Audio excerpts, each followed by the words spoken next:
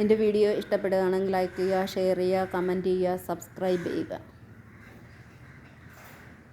ഈ ലോകത്തിനെ നിയന്ത്രിക്കാൻ ആരുമില്ല. ഫെബ്രുവരി 28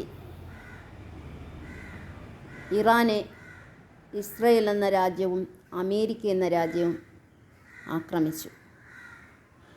ഇറാനിലെ പ്രമുഖ നേതാക്കളെ കൊല്ലുകയും ചെയ്തു.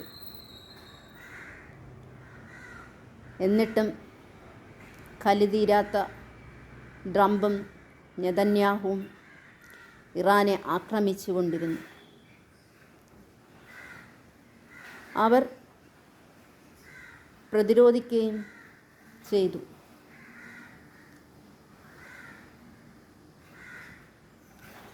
ഇറാൻ ഒരു തീവ്രവാദ രാഷ്ട്രമാണെന്ന് ഇസ്രയേൽ മുദ്രകുത്തി അമേരിക്കയെ കൂട്ടിപ്പിടിച്ച്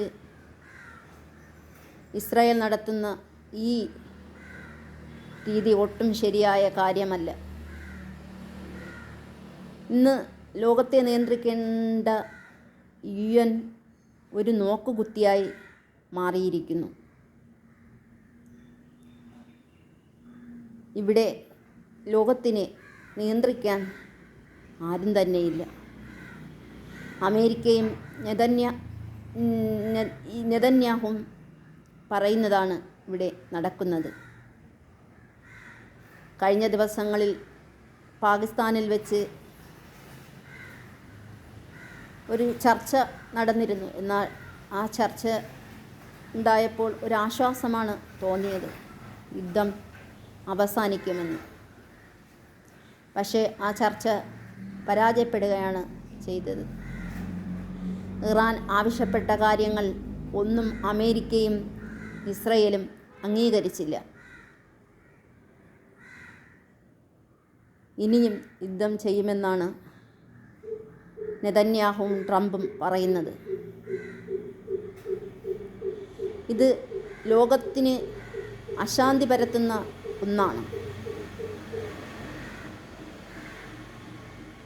ലോകത്തുള്ള എല്ലാ ജനങ്ങൾക്കും അശാന്തി ഉണ്ടാക്കുന്ന ഈ യുദ്ധത്തെ നിർത്തുവാൻ അമേരിക്കയും ഇസ്രയേലും മുൻകൈയെടുത്താലേ നടക്കുകയുള്ളൂ. അവർ നിർത്തിയാൽ ഈ ലോകത്തിൽ സമാധാനമുണ്ടാവും. അല്ലാതെ ഇറാൻ്റെ നേർക്ക് അണുവായുധമുണ്ടെന്നും പറഞ്ഞ് നെതന്യാഹുവും ട്രംപും കാണിക്കുന്ന ഈ പ്രവർത്തനം, ഈ പടയൊരുക്കം ഈ ലോകത്തെ തന്നെ നശിപ്പിക്കും.